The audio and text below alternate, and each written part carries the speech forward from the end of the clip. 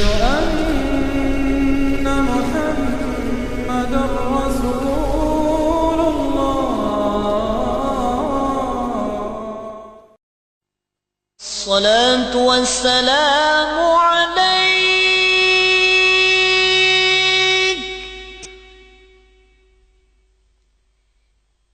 يا إمام المجاهدين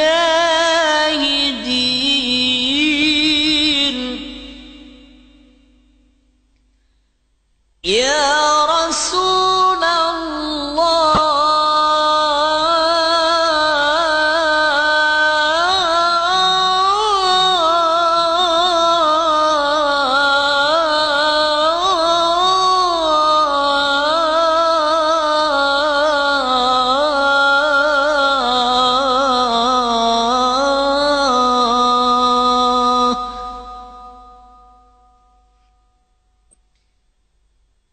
الصلاة والسلام عليك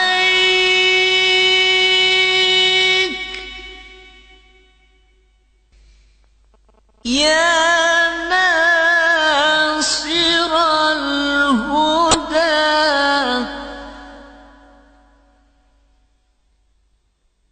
يا خير خلق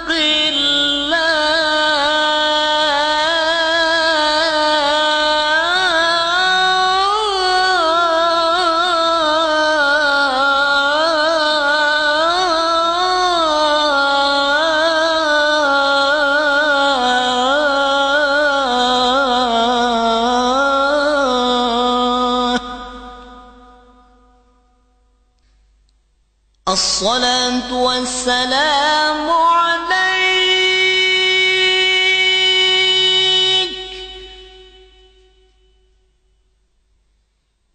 يا ناصر الحق يا رسول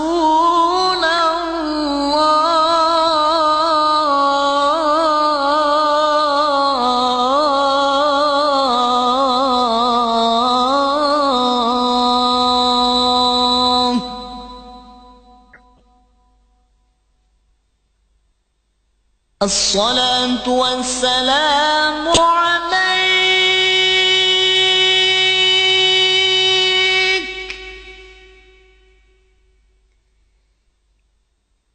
يا من أسرى بك المهيمن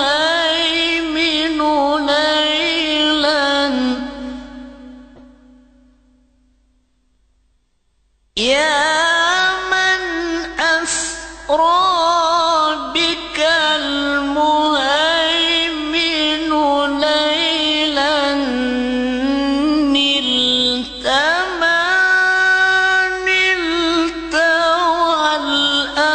والأنام نيام.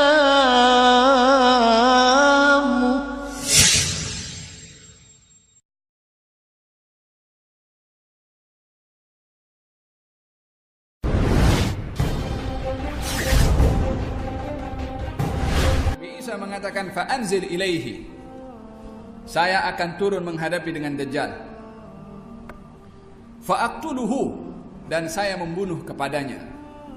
Akan dibunuh di Babil Lud, dekat Baitul Maqdis sana, ketika berusaha untuk memasuki Baitul Maqdis. Ada satu pintu dekat Baitul Maqdis sana sampai sekarang pun masih dikenal dengan Babul Lud, dan di situ akan dibunuh Dajjal. Siapa yang membunuhnya? Nabi Isa alaihissalam. Dengan apa dibunuhnya? Nabi Isa menceritakan dalam hadis sahih, diceritakan kalau pembunuhan kepada Dajjal akan dilakukan oleh Nabi Isa dengan menggunakan tombak, dan dibunuh tepat kepada bahagian dadanya. Bahagian dada Ad-Dajjal. Ketika diambil itu tombak, dicabut, ditunjukkan darah daripada Ad-Dajjal yang sudah dibunuh oleh Nabi Isa alaihissalam. Tepatnya adalah di Babu Al-Lud. Kata Nabi Isa, ia berkata, fayarji'un nas ila biladihim, setelah Dajjal dibunuh, semua manusia akan kembali ke rumah masing-masing. Wa autanihim, dan kembali ke tanah air mereka. Artinya, ramai pada waktu itu yang datang daripada tempat pelbagai negara, datang ke sana untuk bersama dengan Nabi Isa berperang melawan kepada Ad-Dajjal. Mereka kembali.